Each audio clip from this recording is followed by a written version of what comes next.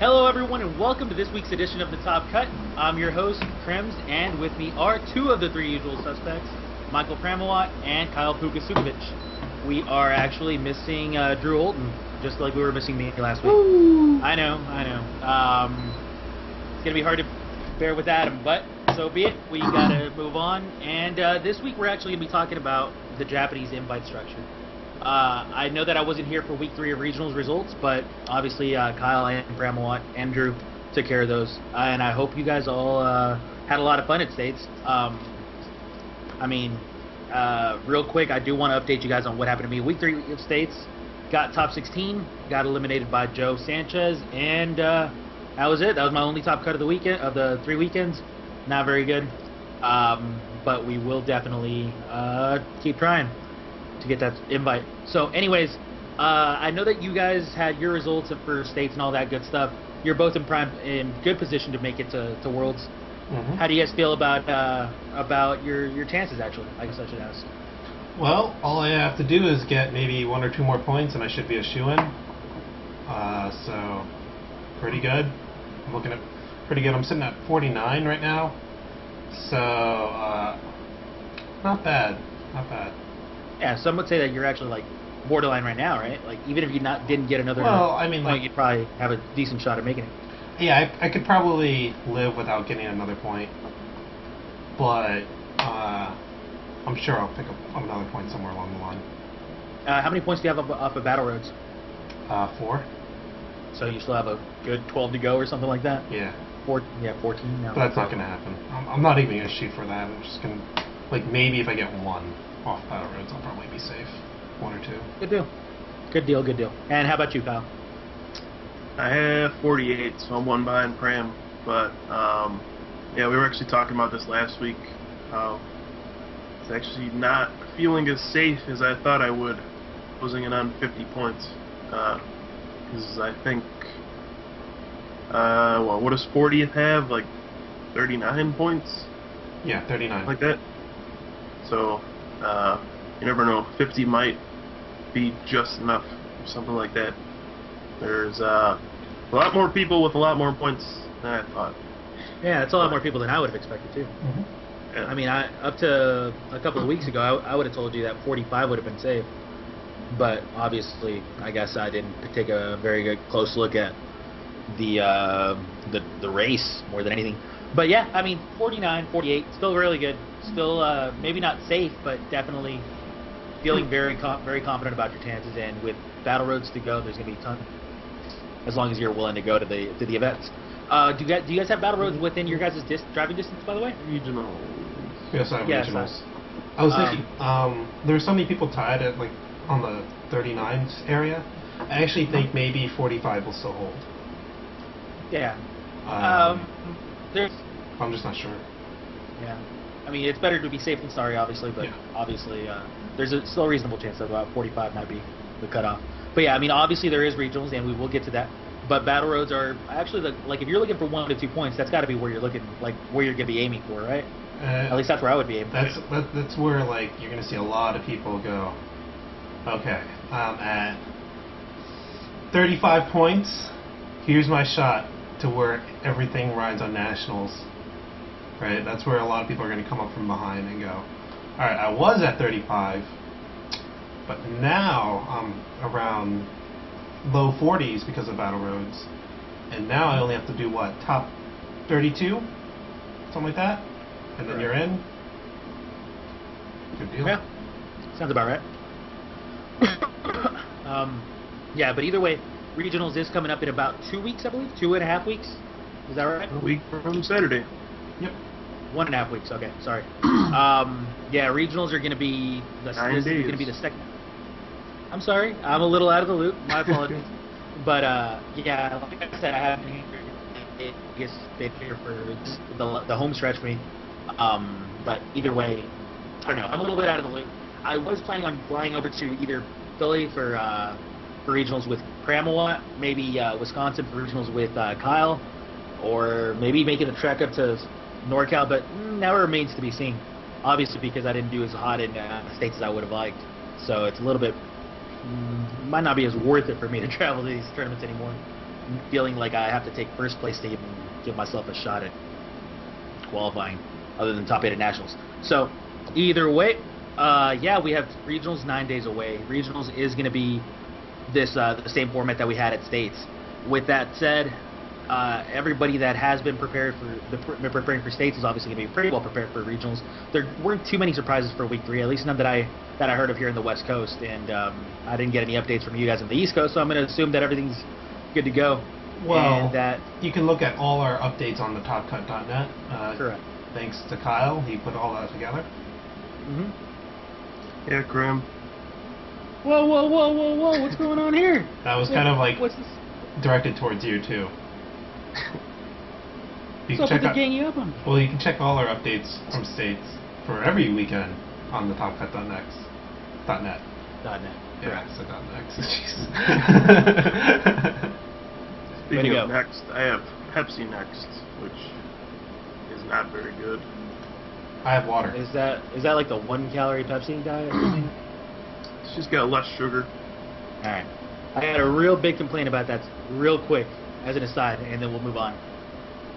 Drinking Diet Pepsi, Diet Coke, Pepsi 1, Coke 1, whatever the heck you want to call them, it's silly. I mean, you're getting pretty much the same exact amount of, I mean, not the same exact, but you're getting a terrible taste, and you might as well be drinking water at that point, because water tastes better than these things. Well, funny thing about that... This actually isn't bad. I hate diet soda. I hate all the no-calorie stuff, but this actually isn't bad. Funny thing about diet soda, you actually get used to the awful taste, and then you take normal soda, and you're like, oh, wow, what was I doing drinking diet soda? Exactly. Exactly. You don't want to drink diet soda. You either drink normal soda and you just live like a man, or you just drink water if you're... This is like in between. It's not diet. That's exactly my point. And it tastes terrible. The 1 calorie stuff either. It's not normal soda. It's like somewhere in between. I think if you just go cold turkey on water and then like you have soda every so often, that soda just tastes so much better than if you drink soda all the time. Very agreed. I was trying to cut off on soda for my entire Vegas trip, and it's funny because the first couple days I'm drinking water with my meals, feeling like a great guy and everything, and I started eating burgers at Carrie's Gourmet Burgers. If you're ever in Las Vegas, it's at Harris Casino. Beautiful place to eat.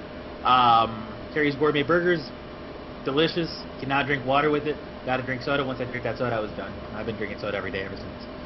So, either way, that's my little aside on that Pepsi next stuff. Don't drink it. Drink water or drink normal Pepsi like a man. So either way, regionals, we're going to be talking about those next week. Obviously, in more detail, we're going to be covering the decks. I'm going to be here for this. I'm going to actually be home by then, so we will be a lot more prepared, I'm sure, and we will be getting prepared for regionals. And obviously, the only thing that we have left to talk about before we get to viewer questions, which I hope you guys are pasting the link for questions now because my chat isn't coming up. The only thing we have left to talk about is the Japanese invite structure. That's something that we were made aware of recently, and we looked at it, didn't want to really cover it because we're focusing on states so much. But now that we have an opportunity, we're going to cover it a little bit more and kind of give you guys a little bit of a few details into what we think, what the quote-unquote professional players think, and yeah, we'll discuss it as a group. So either way, the details of the Japanese invite structure are like so. There's going to be 4 different, there's going to be 5 total battle carnivals, which are kind of like major tournaments for think like Super Trainer Showdowns, something like that. Exactly. So you're going to have Yokohama, correct. Yokohama, Nagoya, Sendai, and Osaka are all going to have the black-white-on format, which is what I'm going to assume is going to be our future format. But then you're going to have Yokohama's actually going to have the black, white, and DP on with restriction format. I'm not really sure what that entails, but what the restriction part entails, but hopefully somebody does. It's like a point structure. It's like a restriction list, and they give point values to certain cards. I think that they like brought it up way back when. And okay. You know, they only give you like 2 points or 3 points? You have a total of 4 points, and then like the cards worth like 2 points. Yeah, and they banned Mewtwo X and Mewtwo EX. Yeah. Oh, that's cool. That's really cool. That should be a really fun tournament. Obviously, it's a little bit harder to prepare for that tournament since it's a thing to the main tournament, but That should have some pretty good results. And then finally, obviously, tournaments get out 5 spots. Then you have the tournament structure for these things. Their structure is, I mean, it's something that's out of this world. From what I understand, there's 3 different stages, and stage 1 is kind of like just like they give you a couple hours to play these games, and you just sit down and you have.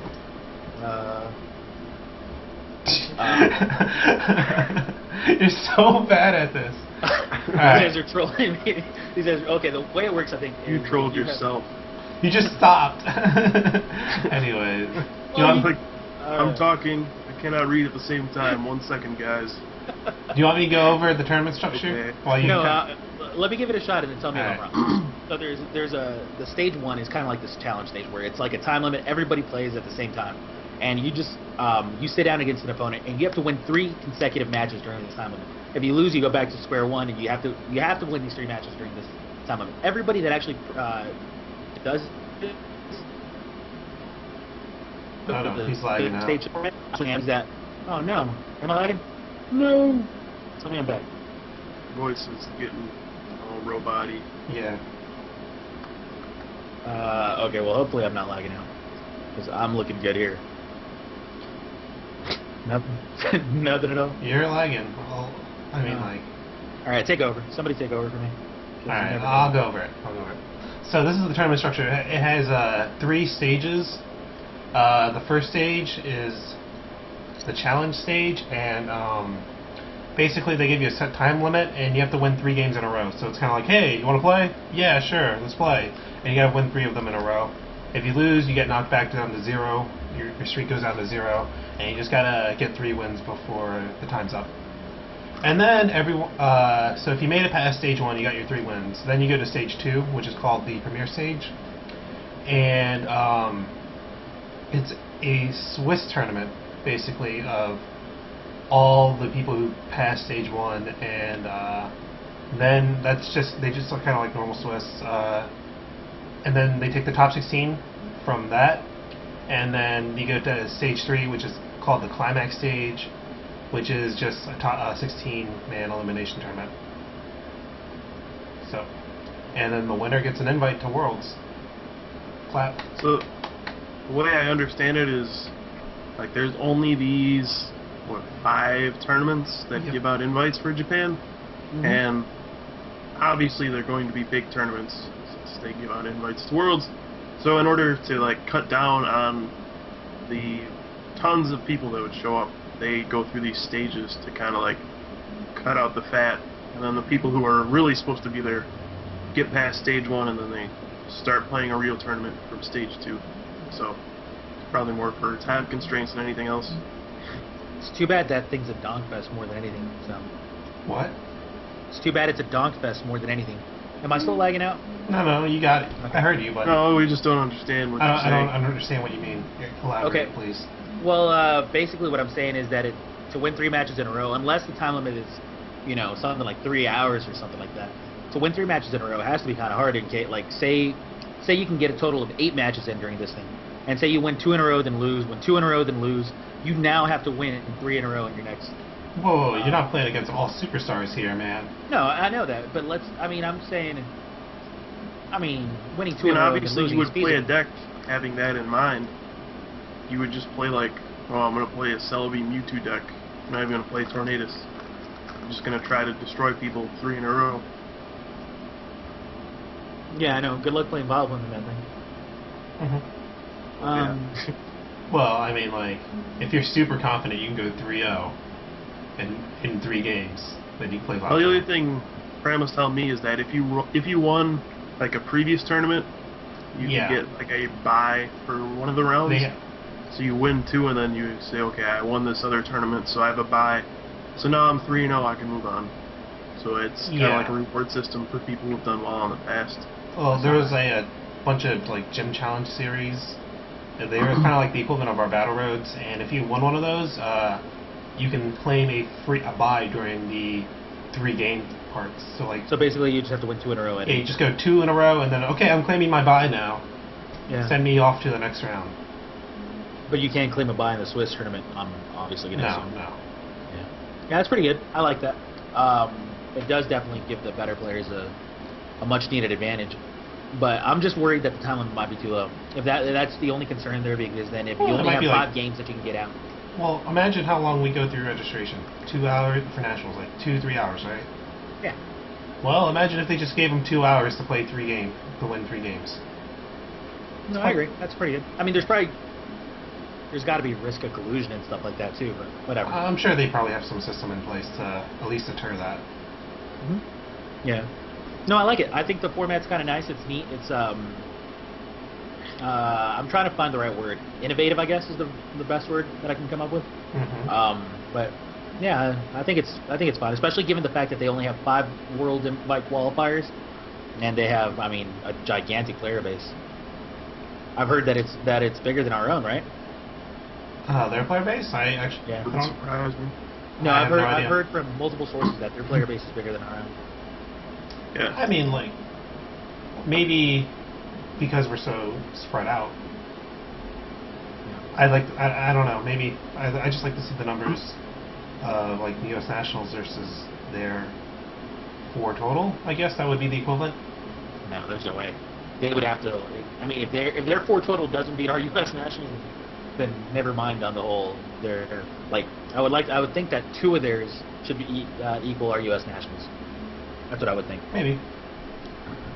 But yeah, I think it's cool to look at this because this might be like a precursor for things to come in the U.S. Because one of the concerns that people have had, or at least tournament organizers have expressed to me, is that tournaments are getting bigger. Like there's more attendance, and they don't know how to handle it. They know that there should be more rounds, there should be maybe a bigger top cut, stuff like that, but there's no time to hold these tournaments in one day with all these people and still make everybody happy. So they're going to have to start coming up with systems like this to kind of cut out some people at the beginning and then run the normal tournament.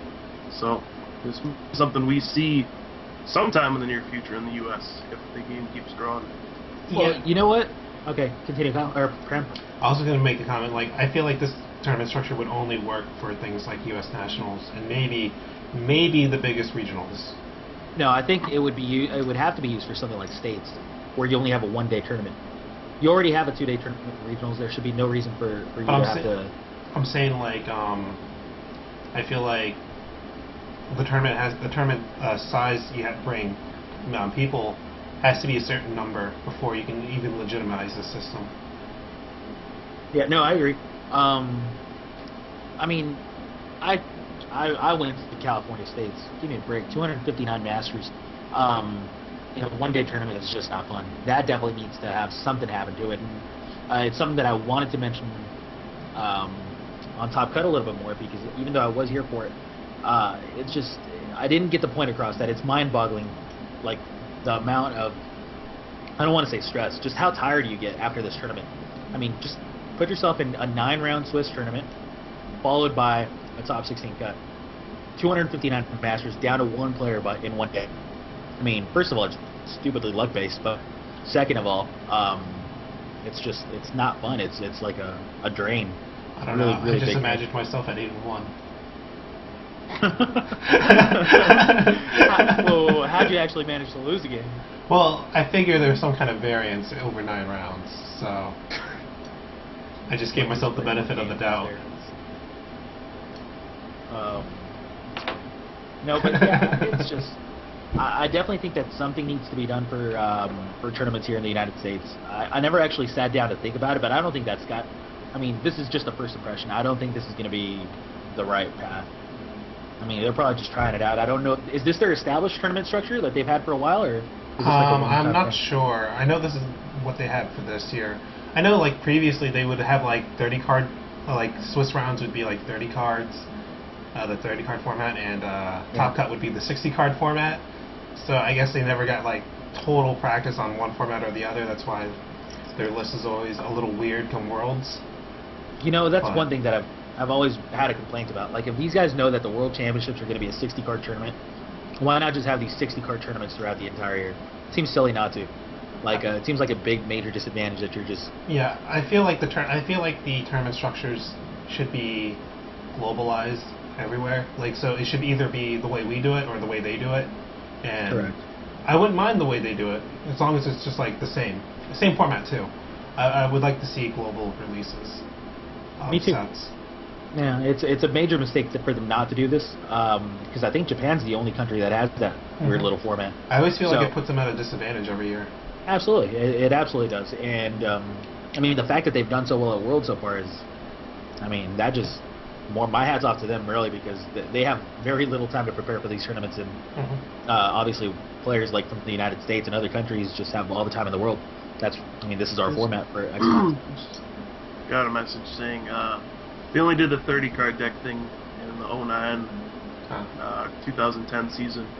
Last year was all 60 card decks. Good. But your point about having to switch formats is still valid.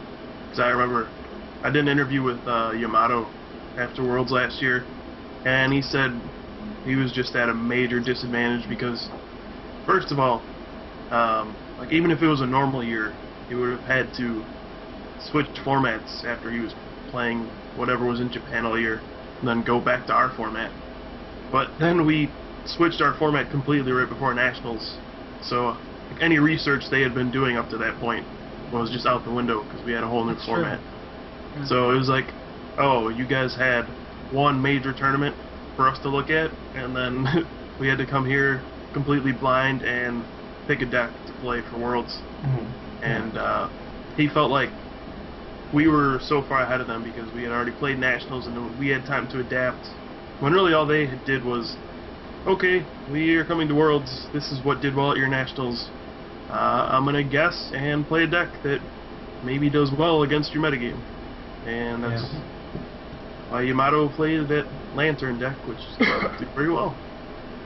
No, absolutely. That's exactly the concern that I've got. And this isn't like a one-time thing. This is a concern for for them throughout the year, because obviously they're a couple sets ahead of us at all times. Their format is never the same as ours, and I mean right now we have what HS on. I mean, give me a break, It's These not guys, even the same, even for their like DP on whatever. Exactly. So whatever. Hopefully they fix this in the near future. I would think that this doesn't lie on PUI or anybody in the United States. I think that this lies in the Japanese order of command, chain of command. But I would hope that they would fix this, because it is a major disadvantage to them, and it's not fair. Like people like Yamato, who are obviously legendary and don't need any more tournament results to be able to settle themselves, would still appreciate the opportunity to give themselves equal footing in the biggest stage that the Pokemon has to offer. But yeah, either way, their format really interesting. That's the best way to put it. I think it's interesting. I wouldn't want to go into it if people try to introduce it to United States tournaments. I'm not the biggest fan of it yet, because I think that it weeds it down to say, let's say a field of 500 players gets weeded down to say 60 players, 80 players after the first. That's just a random guess. Let's say 80 players. Then after that, I mean, if you're one of the somewhat fortunate people that makes it into that second round, you get a Swiss tournament, go down to top 16. I mean, it just seems like there's got to be a better format, a better way to go about things. I would still think I'm a huge proponent of cutting the number of tournaments to add more rounds. So say instead of having 50 states, you have something that's different. It's called like not a regional, obviously, but I don't know. You have something that's like 2 states combined. Make it a 2-day event, once a year. And you have longer Swiss rounds. You have, say, 12 Swiss rounds, 10 Swiss rounds, something like that. I'm a much bigger fan of doing something like that than adding a funky little format. But I mean, that's just me. I'm old school. I'm always going to be old school when it comes to these things. What about you guys? Do you guys feel like adding more Swiss rounds and lowering the number of tournaments would be a better play than this? Because I mean, obviously, this is something that isn't a big deal right now, and it's not like we have to dwell on this very much. But I wouldn't be surprised if something similar happened next year where they have to make this decision. Well, I feel like U.S. Nationals is just one big crapshoot. But they made it into a 3-day tournament, which is huge. Well, yeah, that's great. That's great in terms of time constraints and everything, right? But like, think about it. You go through Swiss. You go through Swiss rounds, and you only have to get like 6 and 3. That's not too challenging, right? And then you're stuck with a 7-round single elimination tournament. Yeah, that's tough. That's brutal. Like, Wow, that is brutal. Like, I mean, to be fair though, and I'm sorry that I'm interrupting you, but something has to be said about the fact that this is U.S. National, so it's no matter what, it's going to be brutal. No matter what, I mean, it's really hard to win this tournament. You're playing against almost 1,000 other players. I know, but it has to be really hard. It should be hard, but it shouldn't be hard in terms of, oh man, I really hope I don't get unlucky this one time. Like, it's just not enough breathing room. I almost feel like their system for their invite structure tournament might be better than what we're having for U.S. Nationals, at least in the condition it is now. Because if you think about it, the Swiss rounds is kind of like the win 3 in a row. Because, I mean, you can go 6-3 pretty easily. You can go 3-0 fairly easily. I mean, considering who you're playing against, also for their 3-0. And then the real tournament starts in the stage 2. The real tournament for U.S. Nationals doesn't start until Top Cut, when it's 128 people left. That's brutal. I would like probably to see like maybe a Day Swiss, and then they take the top 128 and make a new Swiss tournament with those 128, and then maybe cut down to what, top 32? Is that it? Is that the 25% mark? Top 32? Yeah. Yeah. Well, yeah. Yeah. Something like that. Mm-hmm. Go, Kyle. All I said was yeah. He agrees. All right. Well, I'll tell you what I would prefer. Yeah. I mean, I'm a proponent of what Magic does. I think what Magic does is the right way to go about it. You do 14 rounds of Swiss, 15 rounds of Swiss, whatever it takes. Cut down to top 8. I mean, make it a top 16 if it's still a pretty big capture. Yeah, I know. You have to go, if it's 15 rounds of Swiss, you probably got to go 12-3. You know, get over it. 12-3 is tough, but so is winning Nationals. And yeah, that only cuts you to top 8, so you just have to win 3 more rounds. I feel like 12-3 is easier than making top 8 at U.S. Nationals. Yeah, I mean, by default it is, I think. Yeah. But still, 12-3 to make top 8 is brutal. I mean, it's gonna be brutal. You're because like from round 10 on, you're gonna be playing against nothing but maybe not world class players, but nothing but extremely good players that know what they're doing. Mm-hmm. I mean, even from like round 5 on, you're probably gonna be playing against tier 1 decks. I always thought the U.S. Nationals doesn't really start till like round 5. Yeah. I mean, obviously you can have the unlucky matchup and play against. I mean, yeah, there's that. Yeah, but yeah, I mean, for the most part, and let's be honest here, you do have a somewhat easy tournament when you have the first few rounds of Swiss, especially considering the fact that a lot of states and regionals winners have buys. Mm-hmm. So after that, obviously you get to the part where you have all these top tier decks, and if you're fighting for top 8, I mean, this is only an assumption. If you're fighting for top 8 and you're playing in like round 12 and you're X2, you're playing against the Michael Pramalots, the Kyle Sukoviches of the tournament structures. You're going to be doing like, I mean, and then once you get past Michael Pramalots. So happy when he said your name. Thanks for including me in the 10-2 club. I mean, that's what you're expecting to do. If you're a good player, you're expecting to be in that 10-2 club when the time comes. 10-2 is tough, man. No, I understand that, but you're expecting this because if you're not at that record, then you're out of the running. So I mean, you're expecting it. Well, more than anything, you're hoping for it, but you kind of have to go. With the top 16 cut, you could be 9-3 and make it in, maybe. Yeah, I mean, but I would still like to see them do a top 8. That's just personal preference. I would like to see them do kind of like an old school thing. Well, I think we all agree the top cut's too big. Yeah, it's 128 players. Like, I got to top cut with X2 record, won top 128, won top 64, lost in top 32, and then I was like, well, this is ridiculous. You know, I mean, like, even if I won this top 32 match, I'd still have to go 16, 8, 4, and 2. That's silly. I mean, that's a lot of people that you have to beat without. At the same time, those are best 2 out of 3 matches. So yeah, they're 1 hour. I mean, if you think about it, you have to win best 2 out of 3 matches instead of Swiss rounds, which are 1 round. So maybe that's not the worst thing in the world. No, but it's still not fun to know that, hey, you're in this winner go home match and then you have another 6 to go after that. It's never going to be fun. Obviously, you've been in that situation many times where you lose game 1 and you're like, oh man, yeah. You lose game 1, you're like, uh oh, and then you win game 2 and you win game 3, you're like, whoo. Well, I know exactly 6 more times. he goes through that. He goes, "Oh man, I'm down. Go drift float." That was my go-to. But my concern isn't with nationals as much as it is the other events, like regionals. I think regionals is perfect right now. Regionals is okay. States, even cities are starting to get a little bad, where tournament organizers don't know what to do. Where states, they don't want states to be 2 days. They just don't. They want a one-day tournament. They don't think it should be any bigger. Well, It might be headed towards 2 days, but they don't want 2 days tournaments, especially for cities. That's going to be the big one. So they have to figure out, how do we condense this city championship that has, I mean, there's been cities that have 100 players in Masters, more than that sometimes. Yeah. You're telling me. Yeah, and how do you run that in one day? If you just do it normally, it's just stressful for everybody. You don't have enough Swiss rounds, or the big complaint was not a big enough cut for cities.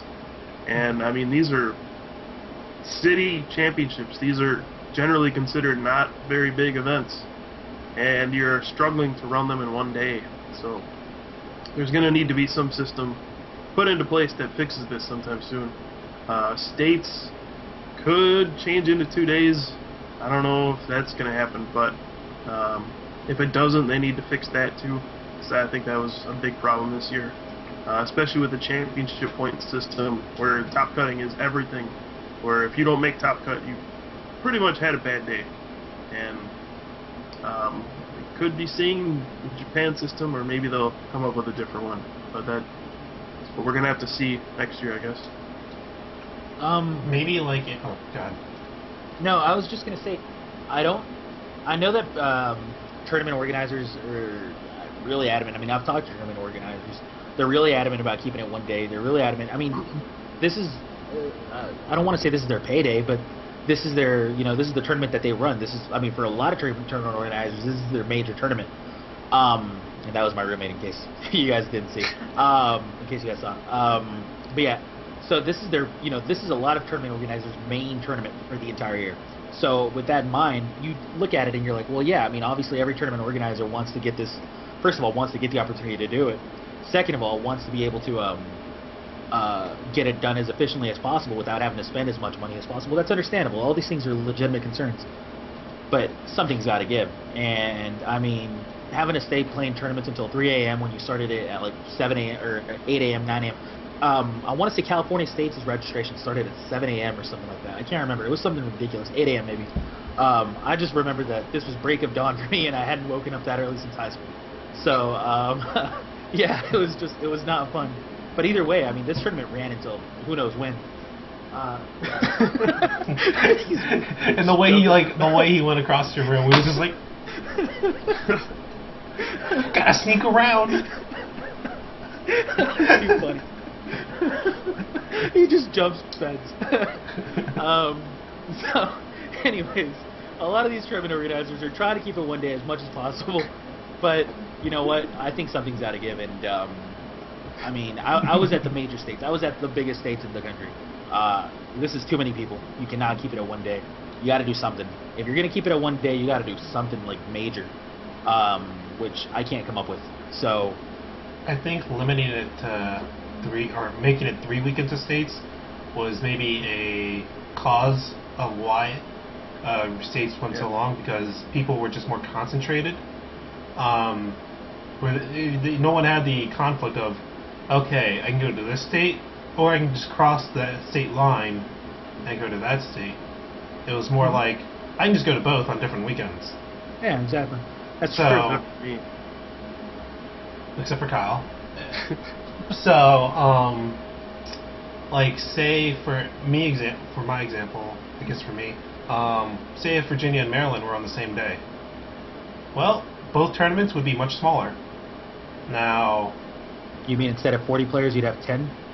Or however many you guys have? Well, it'd probably be like a 20-40 split out of 60. I'm kidding. We have a lot more players than that.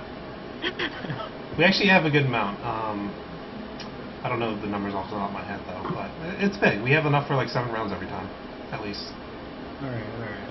I'll give you your fun. Go ahead. But yeah, like if they were on the same day, then the numbers would be split up by a lot. So, and that would keep it into one day. So maybe the solution is to have all the states on one weekend and say, tough luck, you couldn't make it this weekend, tough luck. Yeah, it might be a solution. I mean, it sucks when it comes to Worlds qualification, but I mean, so be it. There's something that's got to be done. That's all I'm going to say. Is the way it is right now is brutal for people involved. I mean, also it's brutal for traveling purposes. I came from Vegas. I went to Phoenix, 6-hour drive, came back. Then went to California. I think 5.5-hour drive or 5-hour drive, came back. And then obviously I was here for this. I mean, that's a lot of driving in 3 weeks. And not only that, but you have these brutal weekends in between. Like, these weekends aren't like, oh, hey, it's a walk in the park. Let me just have fun with my friends. No, you're looking at like from like break at dawn to like going to sleep at midnight or even later.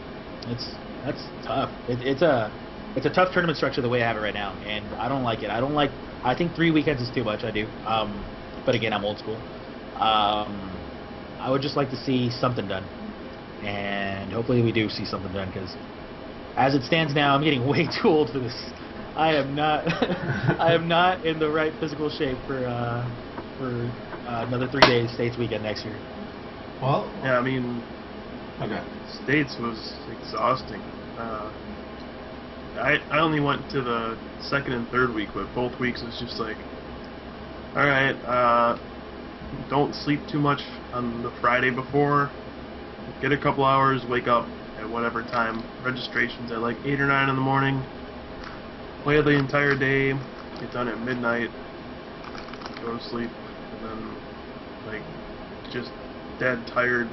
Sunday, Monday, whatever. The rest of my week is like ruined because I was just exhausted the entire weekend. And do the same thing the next week, and then it's just like having that in one day just kind of does that, where you kill yourself on that one Saturday and then ruin like the next 3 days of your life. But yep. And this is coming from the guy who made the finals of the first Nationals, which was a one-day tournament that ended at 5 in the morning. So I've been through it all, and it's not fun when they're only in one day. And you know what they did on Sunday? Team battles. You know what I did? Sweet. I drove home at 6 in the morning. Oh yeah, that's right. Now, you could also go this route. You play all day Saturday, and then you sleep until noon on Sunday. And then you're good for the rest of the week. Yeah, but I had to go home. Sleep till noon on Sunday. But like, to be home and do things. Scheduled to not do anything on Sunday. Plan ahead. You just plan ahead, knowing, well, I'm having this tournament all day on Saturday. I know I'm not doing anything on Sunday. Even if I sleep till noon, it's still exhausting. All right. 2 p.m.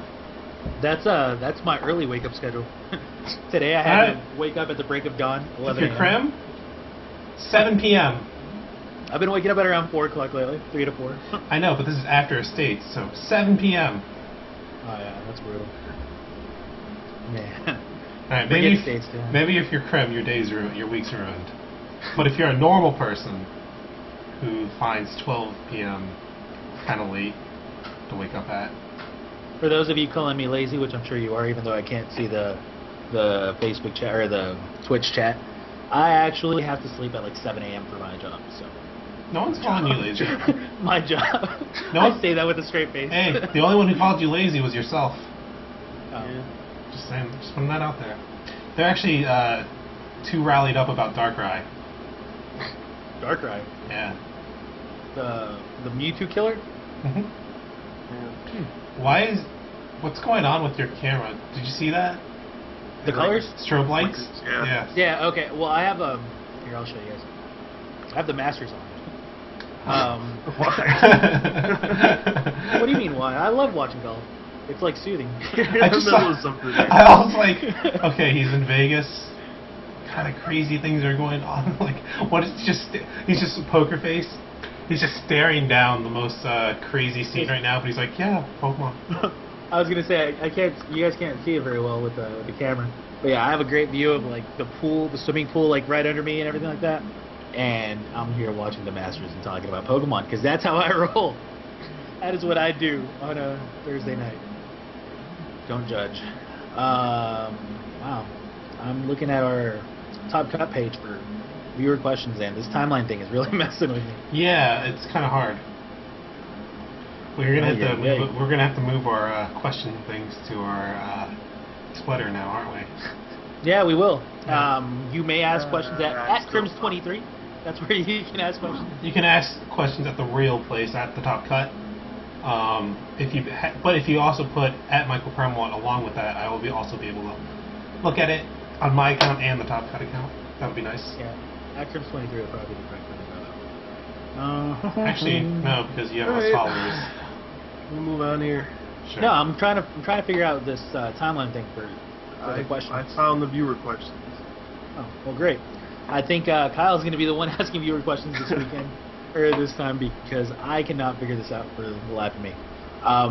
With that said, yeah, I mean, we've covered this this whole Japanese invite structure a little bit. I know that we didn't really, I mean, we did go into detail about it, but we didn't really come with a resolution. Mm-hmm. I think it's going to be fun. I think it's going to be interesting. I'm sure the Japanese players think the same thing. Unfortunately, again, we can't really use their meta games and everything like that to kind of further ourselves because they have these weird, wacky formats that they've always had. That's the way it's going to be until something changes, whether it be on our side or theirs. But either way, we can hope that the best Japanese players make it so we can be excited again at Worlds. I would really like to see people like Yamato. I would really like to see Go come back. Go didn't come to Worlds in the last couple of years, right? I don't think our viewer base even know who that is. Man, well, they should, because this is the second most legendary Japanese Pokemon player of all time. Legendary to the people who were there at the time. Yeah, this guy was amazing, man. I don't remember. He was amazing, but a little less amazing than Yamato. So thus, not amazing at all. Whoa, whoa, whoa. I would not go that far. Hey man, no one remembers second place. Legend of mine. He looked cooler than Yamato, though. Yeah, he did. I love that guy. But yeah, that's a story for another day. If you guys have any viewer questions, please ask them now at our Facebook page and at Twitter. Start asking them at Twitter because this Facebook thing is not easy to read. Obviously, it is at Top Cut Pokemon. You need me to read questions. At Crims23, at Pooka311, and at Michael Chumpawatt, and at Drew Holton is not here right now. He's here in spirit and as a cat with your face and as on a kitty it. cat. Alright, well that's fine. You can never have enough Crim. Really need one of Rambo bouncing. I don't have one. Alright guys, we will be back in a few minutes. Please ask questions, please ask away, and we'll get right to them. Thanks a lot guys, we'll be back.